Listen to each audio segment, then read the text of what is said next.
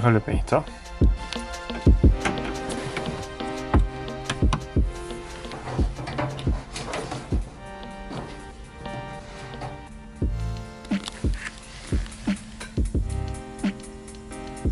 Dobra, ładny Inter. Nie udało się niestety, gdyż wygląda na to, że zepsuł się nam nasz piec gazowy, albo po prostu zabrakło gazu, żeby go uruchomić, więc tym będę się zajmował już później. A dzisiaj cieszę się, że w końcu mogę nagrać filmik, więc zaczynamy. Dobra, jak już powiedziałem, nie było ładnego Inter, dlatego właśnie siedzę w kurtce, bo jest całkiem chłodno. Mimo że pogoda jest bardzo ładna, to i tak zima. Witajcie na naszym kanale, jestem mega podekscytowany, że w końcu mogę nagrać ten filmik i dla tych, kto nie wie, co się tutaj dzieje, kim ja jestem i tak dalej, to mam na imię Stanisław i razem z moją dziewczyną Zuzią kupiliśmy kampera z lat 90., a dokładnie 94 roku. Jest to Fiat Ducato z zabudową Detlefs i teraz przygotowujemy go do podróży, jednej albo więcej. Są w tym aucie kilka rzeczy, które chciałbym zmienić. Właśnie ten filmik dzisiaj będzie o liście zmian i napraw. Zaznaczę tylko, że kamper, kiedy go kupiliśmy, jest w bardzo dobrym stanie w porównaniu do innych kamperów, które widzieliśmy, a widzieliśmy ich kilka. Ale są oczywiście rzeczy, które nam nie podobają się, które chcielibyśmy zmienić albo usprawnić, po prostu bardziej dopasować do siebie.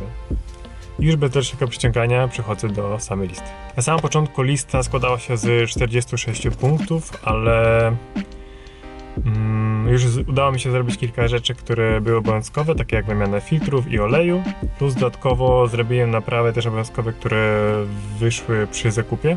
Większość z tych rzeczy zleciłem warsztatowi, a sobie pozostawiłem tylko wymianę filtru powietrza, gdyż chciałem po prostu sam zobaczyć jak to się robi, plus przetestować zestaw narzędzi, które kupiłem specjalnie dla tego kampera. W tej chwili jest zima i myślałem, że skoro i tak nigdzie nie możemy wyjechać i za bardzo też nie można robić naprawy, gdyż przede wszystkim ciężko wytrzymać w tym kamperze, żeby tutaj długo być.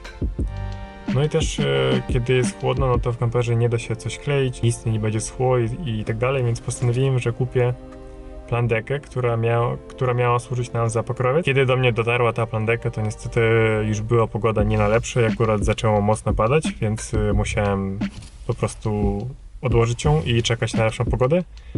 A z tego, co dzisiaj sprawdzałem prognozę pogody na kilka tygodni do przodu, wydaje się, że ma być bardzo ciepło i śniegu już w ogóle nie powinno być. Mam nadzieję, że tak będzie.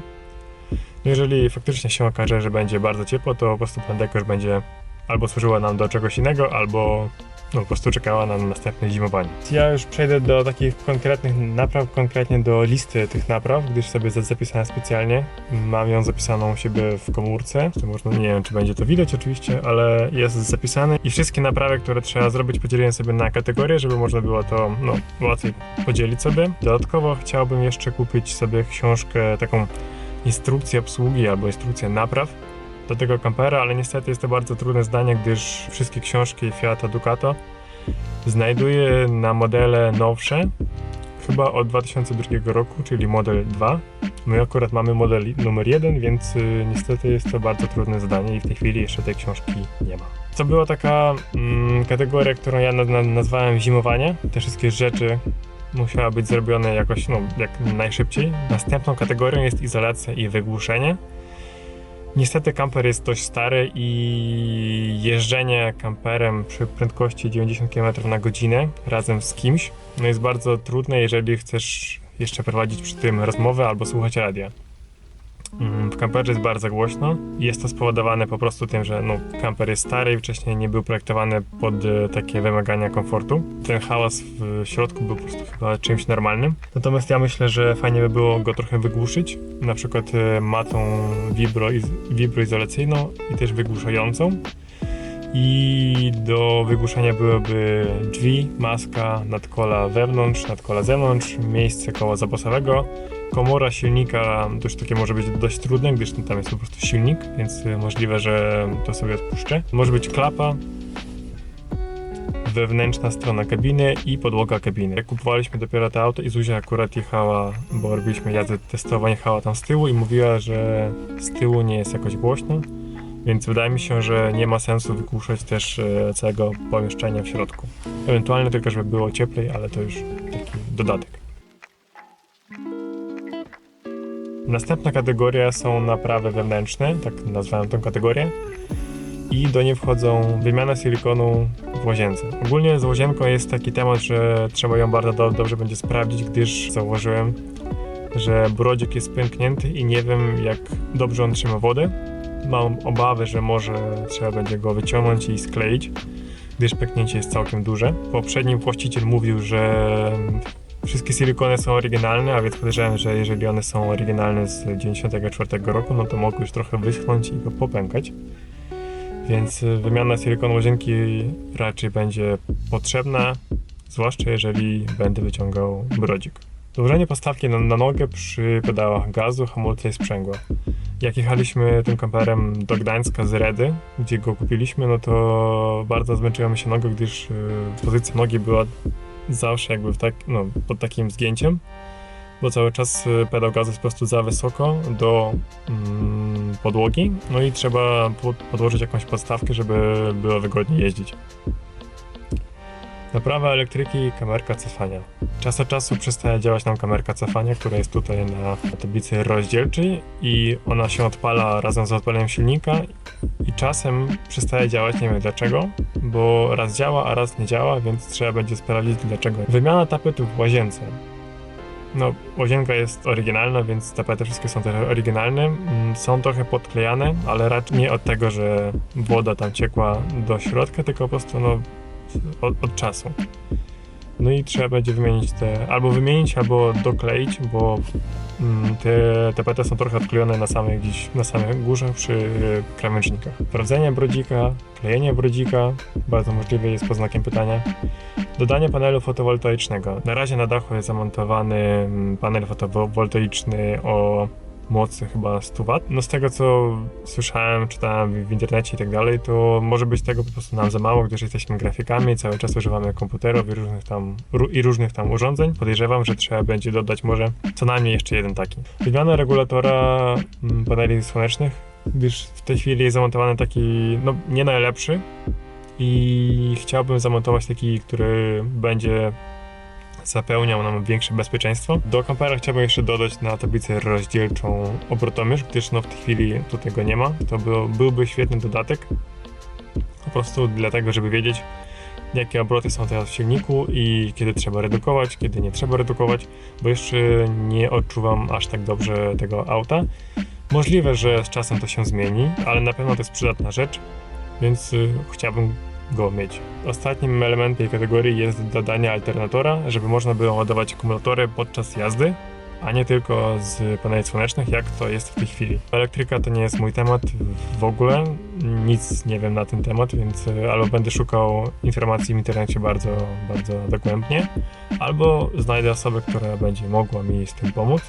Jeżeli Ty oglądasz ten filmik i znasz się na elektryce w kamperze, daj znać. Albo napisz w komentarzu. W międzyczasie możecie zobaczyć, jak powstaje nasza grafika do Instagrama. Takiego kampera teraz robię. Możliwe, że będzie jeszcze na YouTube'a albo inne nasze social media, ale w tej chwili na pewno będzie na Instagrama. W kółeczku oczywiście, a w tle leci nam, dokładnie mi, leci Camper Australia Trip. Pozdrowienia.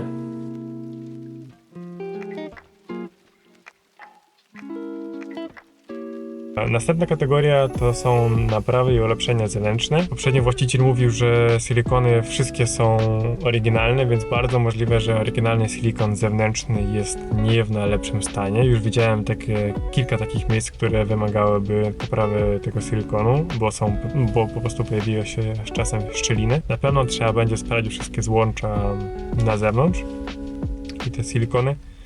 No i ewentualnie, jeżeli trzeba będzie, to trzeba będzie to naprawić. Następna kategoria to są pierwsze testy. Pierwsze testy mam na myśli to, że jak kupowaliśmy ten kamper, to kupowaliśmy go w styczniu tego roku, więc na początku roku, kiedy jest zima i jeszcze nie za bardzo go przetestowaliśmy pod względem użytkowania, czyli na przykład nie przetestowaliśmy, jak działa bagażnik na rowery. I tutaj pokażę wam, jak wyglądała moja jazda z rowerem od warsztatu samochodowego, gdzie wymieniali nam olej. No i przez to, że nie wiem, jak po prostu ten kamper działa, nigdy nie użytkowałem kampera, nigdy nie byłem użytkownikiem kampera, dużo rzeczy ja nie wiem i trzeba będzie wszystko to sprawdzić, przetestować. I takie rzeczy do testu to na przykład układ wody, gdyż jest teraz zimno, to nie ma możliwości załadować kamper w całości wodą i zobaczyć, co przycieka, a co nie. Trzeba załadować gaz i przetestować boiler, gdyż go też nie testowaliśmy ze względu właśnie na to, że nie możemy załadować kamper wodą. Mamy kupione fotele obrotowe z innego auta, jeżeli się nie mylę, to jest Volkswagen Charan i były kupione do poprzedniego naszego auta, które planowaliśmy budować. Gdzieś potem w jakimś filmie opowiemy historię. One są w dobrym stanie, są podobno, wydaje mi się, że są wygodniejsze niż te, które są tutaj. Mają więcej ustawień i możliwe, że fajnie by było, gdybyśmy je tutaj zmieścili. Nie wiem, czy by się nadawały do wymiany i nie wiem, czy pasowałyby na szerokość i na wysokość i takie inne rzeczy, więc trzeba będzie to przetestować. Jeżeli się okaże, że są fajne, no to wymienimy. Jeżeli się okaże, że nie są fajne, no to po prostu je sprzedamy, bo i tak nie potrzebujemy tych foteli, że będziemy gdzieś jeździć. Musimy przetestować gaz w całości, a dokładnie palniki, spróbować coś ugotować i lodówka, bo lodówka działa tutaj na 3 tryby. To jest podłączenie do sieci, prąd 12V i też gaz, więc chciałem to przetestować wszystko. No i oczywiście pierwszy wyjazd. Musimy gdzieś po prostu wyjechać na jakiś jeden dzień, dwa, może na po prostu nocowanie nawet i przetestować kamper w użytkowaniu, co tutaj działa. Następna kategoria jest bezpieczeństwo. Jest to bardzo ważne. Sobie zdaję sprawę z tego, że mimo wszystko to jest bardzo cienka ściana i bardzo łatwo tutaj coś zniszczyć, zepsuć albo nawet po prostu spalić go, więc trzeba będzie wszystko sprawdzić. Przede wszystkim trzeba będzie sprawdzić dach, gdyż przy zakupie nie sprawdziłem go jakoś dokładnie, czy nie ma jakichś dziurek. Ostatnio jak czyściłem dach od śniegu, no to znalazłem takie czarne kropeczki, ale wydaje się, że to były po prostu ptasie kubki. Dodatkowo chciałbym sprawdzić w warsztacie takim kamperowym, żeby po prostu obejrzeli go, sprawdzili wszystkie te silikony, może ewentualnie powiedzieli, co by trzeba było naprawić w nim. Trzeba będzie zrobić certyfikację gazu, z tego co wiem, to nie jest obowiązkowa rzecz, ona była tutaj kiedyś robiona, ale jeszcze jest niemiecka, więc chciałbym pojechać, żeby zrobili nam certyfikację polską i żebym wiedział, że wszystko z gazem jest w porządku. Trzeba będzie zakupić dodatkowe ubezpieczenie w podróży, na przykład takie, z tego co wiem, jest od PZM, który zapewnia w razie potrzeby lawety, przywóz kabli rozruchowych. Nie wiem, co tam dokładnie wchodzi w te ubezpieczenia, ale wiem, że na przykład Camper Australia Trip taki mieli i oni opowiadali jakieś tam ze swoich odcinków i pomyślałem, że to jest fajna rzecz, którą wypadałoby mieć, gdy wyjeżdżasz gdzieś z domu. Wracając jeszcze do dachu, jeżeli się okaże, że są jakieś tam dziurki albo mikropęknięcia albo coś, to chciałbym pomalować dach farbą jachtową. Bardzo dobry środek, który właśnie ratuje kampery, gdyż no tutaj blacha jest bardzo cienka, jest aluminiowa i bardzo szybko niszczeje, psuje się na słońcu. I ostatnią rzeczą z tego bezpieczeństwa jest oczywiście jazda Zuzy, bo Zuzia też musi się nauczyć tym kamperem jeździć. Na razie jeżdżę tylko ja. Ten kamper jest na kategorię B, gdyż nie przekracza 3,5 tony. Zuzia na 100% może nim jeździć, tak samo jak ja. I bardzo ważne, żeby ona też się nauczyła tym kamperem jeździć, gdyż jeżeli się pojawi taki moment, że ona będzie musiała jechać, no to żeby ona była w stanie siąść i od razu jechać. Zauważyłem, że bardzo często patrzę gdzieś tam, ale nie do was, więc będę się skupiał na tym, żeby patrzeć bardziej w kamerę. No i ostatnim elementem mojej listy są dodatki do kupienia, takie rzeczy do poprawienia komfortu, drabina, które będą nam pozwalały wchodzić na dach, bo w tej chwili na dach nie ma możliwości wejść. Głośnik przenośny to będzie fajna rzecz, żeby słuchać muzykę na zewnątrz i wewnątrz, żeby nie montować tutaj żadnego systemu audio i można było go w razie czego po prostu wynieść z kampera, na przykład gdzieś przed kamperem postawić, na stolik jakiś tam, albo żeby robić imprezę po prostu na zewnątrz. Dodatkowo fotele zewnętrzne, takie do campingu, bo nie mamy, stolik zewnętrzny tak samo i tak samo dywan zewnętrzny, żeby można było na przykład siedzieć sobie przed kamperem, tam jakieś ognisko robić i takie rzeczy.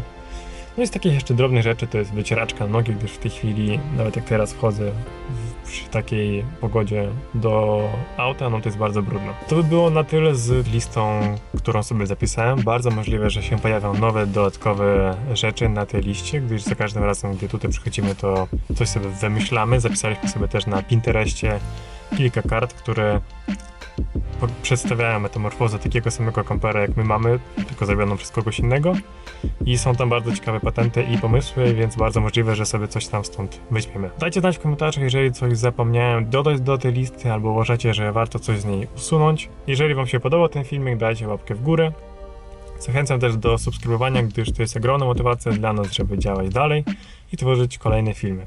Dzięki i na razie.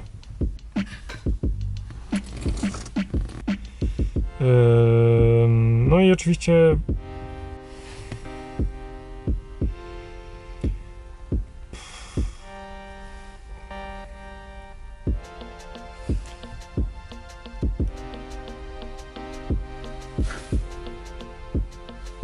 no i tak to wygląda nagrywanie.